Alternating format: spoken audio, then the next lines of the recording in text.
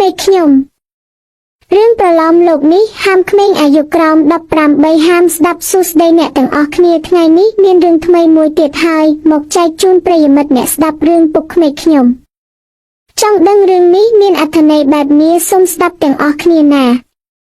នាចុងខែ11ជាធម្មតាស្រូវក្នុងស្រែទុំបណ្ដាដូច្នេះហើយអ្នកភូមិមិនសូវបាននៅផ្ទះសម្រាប់ប៉ុន្មានទេច្រើនគិតគូរតែរឿងច្រូតកាត់ខ្ញុំឈ្មោះស្រីដាខ្ញុំមានអាយុ28ឆ្នាំហើយអ្នកភូមិហៅតែប្រពន្ធអភិទេដោយសារតែប្តីខ្ញុំឈ្មោះភាប្តីខ្ញុំជាបុគ្គលិកនៅទីក្រុងភ្នំពេញក្នុងមួយអាទិត្យគាត់ឆ្លៀតមកផ្ទះ2ទៅ3ដងដែរខ្ញុំទៅរៀបការថ្មីថ្មងដែរមិនទាន់នឹងបាន4ខែស្រួលបួលផងតែធ្វើម៉េចដើម្បីជីវភាពប្តីខ្ញុំគាត់គ្មានម្ដាយជាង20ឆ្នាំហើយនៅសល់តែឪពុកវ័យជាង60ទៅហើយពុកក្មេងខ្ញុំគាត់ឈ្មោះតាណាមគាត់ជាមនុស្សស្រឡាញ់កូនចៅណាស់ខ្ញុំគោរពស្រឡាញ់គាត់ទុកដូចជាពុកបង្កើតអីចឹងដែរពុកគាត់អាយុច្រើនតិចមែនតែគាត់នៅមុំល្អណាស់ខ្ញុំតែឃើញគាត់នៅផាត់ប្រានរាល់ព្រឹកសុខភាពគាត់ល្អជាងប្តីខ្ញុំឆ្ងាយសាច់គាត់ណែនដូចជាអ្នកលើកដុំដែកគាត់មានសម្បូរសណ្ដែកបាយសក់លបាយអាចខ្លានិយាយទៅប្តីខ្ញុំគាត់កាត់ទៅម្ដាយគាត់ច្រើនជាងដោយសារប្តីខ្ញុំមានមាឌតូចជាងពុកក្មេងខ្ញុំជួនជាថ្ងៃមួយនោះមានមេភ្លៀងខ្លាំងខុសធម្មតាមិននឹងធ្លាក់ភ្លៀងសោះព្រោះខែ05ទៅហើយពុកក្មេងខ្ញុំជាមនុស្សឧស្សាហ៍ណាស់ឲ្យតែមេភ្លៀងបែបនេះគាត់តែទៅដួសទឹកពីពីងមួយទៅពីងមួយដើម្បីឲ្យវាពេញគ្រប់គាត់នឹងប្រើប្រាស់ដល់ខែប្រាំងខ្ញុំនិយាយទៅកាន់គាត់តាមបង្អួចខាងក្នុងផ្ទះដោយសារតែបង្អួចនៅជាប់នឹងពីងស្រាប់ស្រីដានិយាយថាពុកឲ្យបានហើយមិនខ្វះទឹកប្រើទេខ្ញុំនិយាយទាំងអៀនខ្មាស់ព្រោះពុកគាត់ស្លៀកតែក្រមាតាណាមឆ្លើយថាឲ្យមិនអីទេមីអូនពុកទំនេរចេះតែធ្វើទៅណាមួយពងចង់ងូតទឹកភ្លៀងផងការងារចឹងទុកឲ្យពុកធ្វើទៅកូនស្រីដាឆ្លើយថាចាប្រយ័ត្នឲ្យណាពុក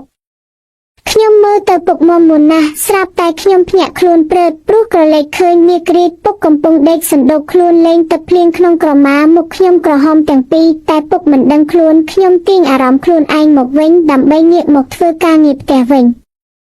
ល្ងាចម៉ោង5មួយភ្លៀងនៅរលឹមស្រេចនៅលើបាយឆ្អិនល្មម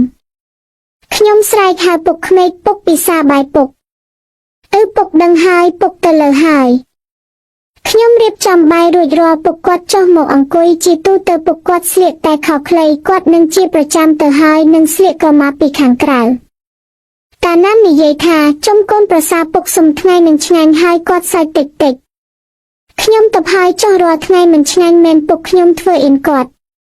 ពុកតបឆ្ងាញ់វិញថាតាឲ្យតាកូនជាអ្នកធ្វើពុកពេញចិត្តណាស់គាត់និយាយហាទំនងដូចជានិយាយជាមួយប្រពន្ធគាត់ចឹងបាយល្ងាចរួចខ្ញុំរៀបចំខ្លួនងូតទឹកចំណែកពុកខ្ញុំគាត់ចូលសម្រាកមើលទៅនៅខាងលើផ្ទះខ្ញុំងូតទឹករួចហើយស្លៀកសារ៉ុងឡើងទៅលើផ្ទះជូនអីលឺទូរស័ព្ទរខ្ញុំរត់ទៅលើកស្រាប់តែសារ៉ុងរបូតលេចចេញសដន់មួយរបស់ខ្ញុំចេញមកនៅមុខពុកក្មេកខ្ញុំខ្មាស់អៀនគាត់ណាស់ខ្ញុំប្រញាប់រត់ចូលបន្ទប់ភ្លាមហាំមិនគួរណាចឹងនោះទេព្រះឲ្យតាបាប់ដែរឬទេ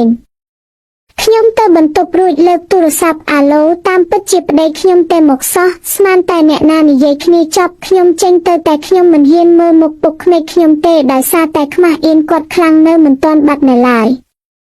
គាត់អង្គុយលើប៉ៅអីឈើកំពុងមើលរឿងចិនតៃវ៉ានខ្ញុំអង្គុយជិតសោះផ្ទះបែបមុខទៅមើលរឿងដែរតែខ្ញុំមានអារម្មណ៍ថាពុកចេះតែចោលភ្នែកមើលមកខ្ញុំភ័យមិនដឹងទេរឿងខ្លួនអស់ហើយ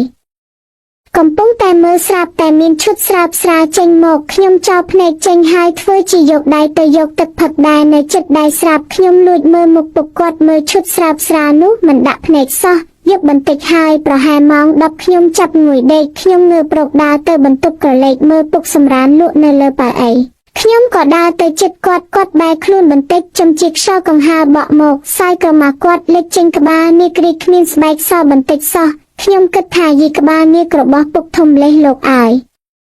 ខ្ញុំគ្រាន់តែគិតមិនហ៊ានគិតអីឲ្យវែងឆ្ងាយទេខ្ញុំក៏យកដៃទៅកេះគាត់ហើយនិយាយថាពុកហៅ3ទៅ4ដងគាត់ក៏ភ្ញាក់ភ្នែកមើលមកខ្ញុំស្លៀករ៉ូបដេកទឹកសមុទ្រខ្ញុំមិនបានទាំងពាក់អាវតំណប់ផងព្រោះជាទម្លាប់របស់ស្រីទៅហើយពុកនិយាយថាឲ្យម៉ោងម៉ានហើយកូនពុកមើលរឿងជប់ពេកដល់ដេកមិនដឹងខ្លួនពុកចេះតែសម្លឹងមើលដើមទ្រូងខ្ញុំរហូតខ្ញុំក៏ងើបខ្លួនមកវិញតែខ្ញុំមើលទៅពុកនៅមិនដឹងតានាគ្រីគាត់លេចចេញមកក្រៅទេខ្ញុំនិយាយចឹងខ្ញុំចូលគេងហើយពុក ពុកក្មេកខ្ញុំនិយាយថាពុកចុកជើងណាស់ឲ្យច្របាញ់ជើងឲ្យពុកតិចមកខ្ញុំដោយពុកគាត់និយាយបែបនេះទៅហើយខ្ញុំក៏ដើរទៅអង្គុយចំហៀងប៉ៅអ៊ីហើយយកកៅអីតូចមួយមកឲ្យពុកដាក់ជើងពីស្រួលច្របាញ់ជើងជូនគាត់ពេលនោះគាត់និយាយមិនដឹងកូនចេះធ្វើសរសៃឬអត់ទេខ្ញុំចាពុកខ្ញុំចេះតើពុកតបថាចឹងតោះទៅធ្វើឲ្យពុកក្នុងបន្ទប់ពុកតិចកុំមិនបានគិតអីផ្សេងទេតែគ្រាន់តែចម្លែកចិត្តតិចតួចណាមិនហ៊ានប្រកែកជាមួយពុកក្មេកក៏ព្រមតាមគាត់ពុកគាត់ចូលទៅមុនខ្ញុំនៅរៀបចំបិទរួចចូលទៅមុនដំបូងមិនភ័យទេតែគ្រាន់តែដើរចូលឃើញមុខដេកកាប់មុខដោយគ្របក្រមាតែពាក់កណ្ដាលខ្លួនគាត់ខ្ញុំភ័យតិចដែរតែខ្ញុំគិតពុកនឹងកូនដូចជាមិនអីទេដឹងពុកកូនឯងឡើងមកធ្វើសៃខ្មងឲ្យពុកតិចពុករយស្មាហើយកូនឯងឡើងអង្គុយលើក្នុងពុកមកស្រួលចាប់សៃឲ្យពុកហ៊ីកូនខ្ញុំឡើងតាមសម្ដីពុកក្មេកបង្កាបពេលខ្ញុំដាក់គូតអង្គុយលើគាត់ភ្លាមខ្ញុំមានអារម្មណ៍ខុសធម្មតាទៅហើយតែខ្ញុំមិននិយាយអ្វីទាំងអស់ខ្ញុំក៏ច្របាញ់ស្មាធ្វើសរសេរឲ្យគាត់ឲ្យយកប្រេងសម្រាប់ម៉ាសាជូនគាត់ពុកនិយាយអាដាកូនឯងចេះធ្វើសរសៃស្រួលខ្លួនណាស់ពុកនិយាយឲ្យត្រង់ចុះតាំងពីម៉ាក់ក្មេកឯងស្លាប់ទៅពុកមិនដែលបានអ្នកណាមកធ្វើស្រីឲ្យដូចថ្ងៃនេះទេពេលនោះខ្ញុំមិននិយាយអ្វីទេតើឯងយល់អារម្មណ៍ពុកទេ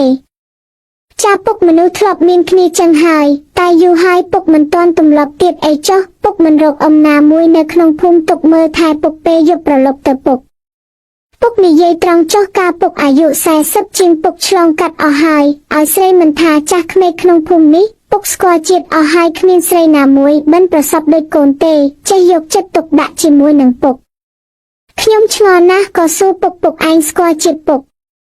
ពុកសាច់ហាកូននេះចឹងក៏សួរដែរឯងមិនដែលធ្លាប់ទេអីពុកគាត់និយាយក្នុងន័យអីខ្ញុំមិនដឹងទេដឹងតែពេលនេះខ្ញុំមានអារម្មណ៍ចង់ដឹងពីរឿងគាត់ច្រើនខ្ញុំមាននឹងធ្វើសៃជូនគាត់ព្រោះអង្គុយលើក្នុងពុកសុទ្ធតែសាច់ទន់ស្រួលអង្គុយពុកធ្លាប់មិនទៅពុកនិយាយត្រង់មើលពុកកូនសោះហាឯងមិនដែលឲ្យប្តីឯងស្គាល់ជាតិទេអីខ្ញុំមានជាតិអីពុកមើលឯងខ្ញុំនឹងនំចំណីខ្ញុំរៀងអៀនដែរតែពុកនិយាយថាពុកចាស់ស្មានតែចាញ់ក្មេងមានអីមិនដឹងក្មេងវាមិនដឹងខ្យល់អីសោះហាមើលពុកសួរឯងដែលបៀមនាគ្រីកប្តីឯងទេហា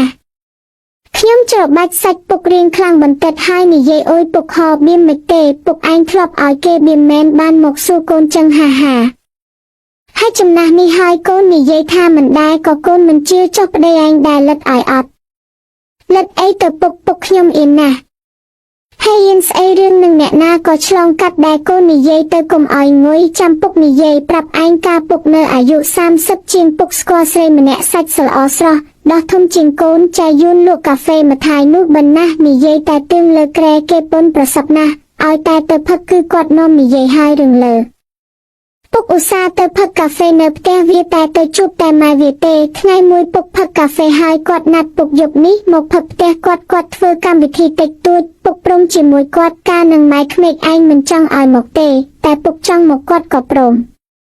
យប់ប្រហែលម៉ោង10គេទៅផ្ទះអស់ពុកផឹករៀងជ្រុលដែររកមកផ្ទះមិនរួចចាយូនក៏មិនព្រមឲ្យទៅផ្ទះគាត់យកពុកទៅបន្ទប់ដេកគាត់ដោះអាវពុកចេញពុកចាប់គាត់អោបព្រោះពុកស្រវឹកមើលទៅគាត់ដូចមិនប្រកែកផងពុកចាប់វាយឡើងតែម្ដងមិនទុកយូរហាមានគ្រាន់តែពុកស្រាតខោពុកចេញគាត់លន់មាត់អុយនាគ្រីកពួកឯងធំនេះហាពុកចាប់គាត់ស្រាតរោបគាត់ចេញឲ្យដេកលើពុកលើកជើងបន្ទាប់មកពុកលឹបឲ្យស្ទើរគាត់ស្រែមិនខ្លាចកូនគាត់លឺសោះពុកវាយឡើងជាមួយគាត់បាន5មួយដងការនឹងពេញកម្លាំងមានទុកឲ្យសល់អីទេរៀងស្វាងតិចពុកចេញមកនំឃើញបន្ទប់កូនគាត់បើកទ្វារពុកចូលទៅនិយាយលេងបាន3-4ដងទេទៀតយប់នឹងពុកវាយបានទាំងម៉ែទាំងកូននិយាយទៅខ្មាស់កូនដែរតែកុំប្រាប់ប្តីកូនណាពុកមិនចង់ឲ្យវាដឹងទេនិយាយចឹងទៅគេងចុះពុកក៏ងុយហើយពេលនោះខ្ញុំងើមដើរមកចេញមកទាំងសាំខោតិចទៅហើយតែខ្ញុំគិតថាប្រហែលពុកមិនដឹងទេព្រោះទឹករំអិលខ្ញុំប្រឡាក់នៅនឹងក្នុងគាត់